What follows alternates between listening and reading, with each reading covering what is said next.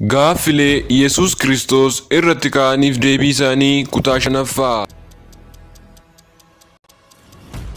Wangeela Luqaas boqonnaa 18 lakkoofsa 18 hanga 19 irratti maaliif gaarii naan jetta? Waaqayyos tokkicha malee namni gaariin tokko illee hin jiru jedhee namichaaf deebise. Yoos immoo Yesuus akkamitti barsiisaa gaarii ta'uu danda'a? As irratti deebii Yesuus deebisee waa'ee ofii isaatii utuu hin ta'in waa'ee amala namaa laachiseeti. Sababni isaas namoonni hundinuu ergaan takka kan dhimma hin baafne akka ta'anii fi namni gaarii hojjetu tokko illee akka hin jirre ergaa Phaawulos gara warra Roomaa boqonnaa 3 lakkoofsa 12 irratti ibsameera. Kana jechuun fuula Waaqayyoo duratti hojiin namaa tokko illee gaarii akka hin taane akkasumas hojiin namaa tokko illee gaarii kan ta'e akka hin jirre hojiin namaa Waaqayyoo duratti gaarii taasisee nama mul'isu akka hin dandeenye ibsuuf dubbate. Qooda kana namni isa ofii isaa gaarii ta'eef qajeelaa nama gochuu danda'utti akka amanu barsiisa. Karaa biraatiin Yesuus ofii isaatii gaarii akka ta'e dubbateera. Fakkeenyaaf Wangeela Yohaannis boqonnaa 10 lakkoofsa 11 tiksee gaarii nanaa jedhee barsiiseera. Maatiyos 11:29 ana irraa baraa anoo garraamiidha jedhee barsiisuudhaan inni barsiisaa gaarii isa namni irraa barachuu qabu akka ta'e dubbateera. Yesuus kutaa jalqaba kaafame Luqaas 18 hanga 20 irratti Waaqayyo malee namni barsiisaa gaarii ta'uu akka hin dandeenye dubbateera.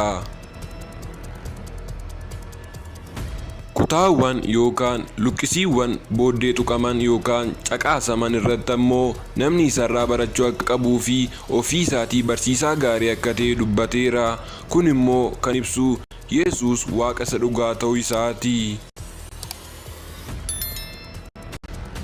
Wangeela Maarqos boqonnaa 11 lakkoofsa 12 hanga 22 akkasumas Wangeela Maatiyos boqonnaa 21 lakkoofsa 18 hanga 20 Yesuus utuu Waaqa ta'e mukichi harbuu sun ija akka hin qabne fagootti maaf hin beeku turere?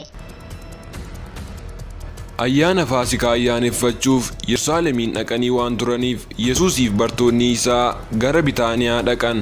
Iddoon isaan bulan mana Maartaaf Maariyaam ta'uu akka noollee dubbatama. Bariinaan garuu utuu deebi'aa jiranii karaa irratti Yesuus beela'ee harbuu karaa biraa tokkotti goree ijarraa dhabe. Yeroon isaas yeroo ijarraa argatan hin turre. Kun waan nama dinqisiisuudha. Haa ta'u malee maaliif gara harbuu sanaa dhaqe? Yeroon akka gaariitti ija kennuutu hin gahin yeroo lalisuu jalqabu ija xixinnoo ni kenna.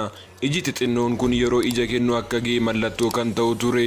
Haa ta'u malee Yesuus maaliif akka itti gore sababa kanaaf jedhanii murtoo kennuun rakkisaadha. Nyaachuuf yoo itti gore iyyuu seenaan kun kana qofaan kan hiikamu miti. Sababiin isaas gochaan kun fakkeenya kan hojiidhaan agarsiifamedha. Harbuun kun saba Israa'eliin kan agarsiisu yommuu ta'u kutaa macaafa qulqulluu keessaa Luqaas 13:6-9, Yo'eel 1:7, Hoose'ii 9:10 akka kutaa kana olitti ibsaman keessatti ilaallutti saba Israa'el ija hafuuraa godhachuuf saba fo'ameedha. Garuu hin godhatin hafan sagalee raajotaan itti dubbatamee mormanii fudhachuu didanii. Yesuus yeroo inni gara isaanii dhufe itti amanuu fi fudhachuu didan. Akkasitti ija kan hin qabne ta'anii Yesuus muka harbuu san akka baare sabni sun abaarsa jaloof galchan. Waaqayyoof eebba isaatti gargar ba'anii akka muka gogee ibiddaaf kaa'ame ta'uu isaanii kan agarsiisudha. Kutaa kanarraa yaada garaagaraa argachuu dandeenya. Jechuunis kutaan kun hiika mul'ataa yookaan sorgoo fi hiika dhokataa yookaan sookoo qaba.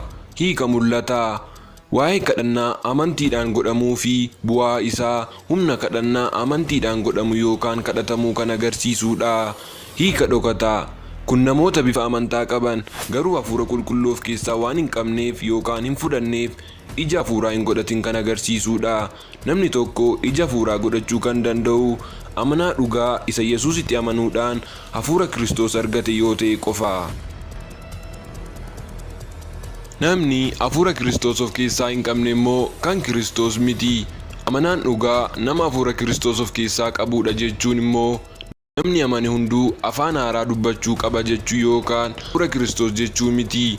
Afaan haaraa dubbachuun kennaa hafuurri qulqulluun amantootaaf kennu keessaa isa tokkodha malee hafuura Kiristoos isa amantoota hundaaf kenname sana miti. Kennaan wal fakkaataan immoo namoota hundumaaf hin kennamu, garuu hafuurichuma tokko sanatu amantoota hundumaaf kenname. Gaaddisa amantaa jala jiraachuu yookaan nama amantaa ta'uun nama oolchuu hin danda'u. Waaqayyo kan nu waamee gara gaaddisa amantaatti osoo hin ta'in gaaddisa amantaa jalaa gara amantiittidha. Gara gumii yookaan gara gurmuu namootaatti yookaan ammoo baay'ina namootaatti osoo hin ta'in gara mootummaa ilma isaattidha.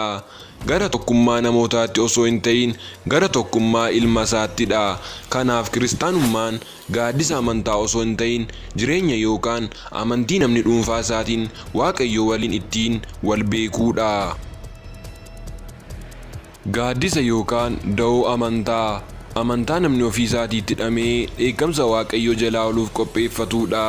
Inni kun garuu nama oolchuu hin danda'u. Sababni isaas fayyinni kan dhufu dhamaatii namni dhamoon osoo hin ta'in kennaa Waaqayyo biraa namaaf dhufuudha. Amantiinis kan dhufu Waaqayyo biraati. Baalli harbuu kunis fakkeenya amantaalee har'a addunyaa kanarratti namoota garagaraan baay'ee hordofamaa jiraniiti. Addaamis erga cubbuutti kufee ulfinni Waaqayyo irraa mulqamee booddee qullaa isaa dhokfachuuf jecha baala harbuu irraa waan golgee qullaa isaa hambisu yookaan haguuguu uffata tolfatee ture. Haa ta'u malee wanti inni ofii isaatii hidhamee tolfate kun qullaa isaa golgee yookaan dhoksuu yookaan uffisuu hin dandeenye. Kanaaf jecha Waaqayyos uffata gogaa irraa tolfame qopheessee qullaa Addaam dhoksuuf itti uffise. Uffanni yookaan gogaan Addaamitti uffifame kunis gaaddidduu Yesuus Kiristoos isa nuti karaa amantii uffanneedha.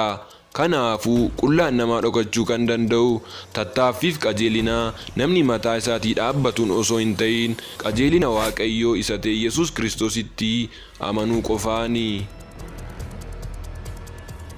Qajeelummaan namni mataa isaatii dhaabbatu qajeelummaa Waaqayyo namaaf kennu jalaa akka of hin galchine nama godha. Qajeelummaa Waaqayyoo nama wallaachisa.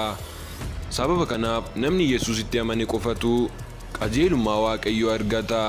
Dheekkamsa Waaqayyoo jalaa ooluu danda'a. Qullaa isaa dhokfachuu danda'a. Ija hojii hafuuraa godhachuu danda'a. Gara Abbaa dhaquu danda'a. Jireenya bara baraa argachuu danda'a. Ija hojii hafuuraa godhachuu kan dandeenyu yaaliif tattaaffii mataa keenyaa nuti goonu yookaan taasifnuun osoo hin ta'in hafuura qulqulluu nuti fudhanne sanatu nu keessatti hojjetee agarsiisa. Waaw bro, dhugaa baay'ee naa galee jira galatoon gaaffii kan biraa walitti ni deebina.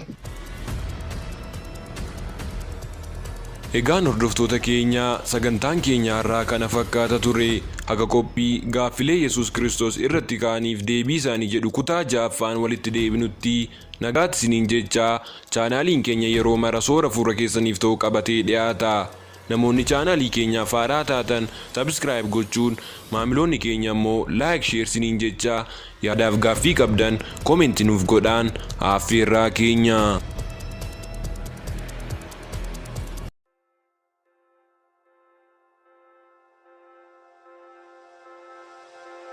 you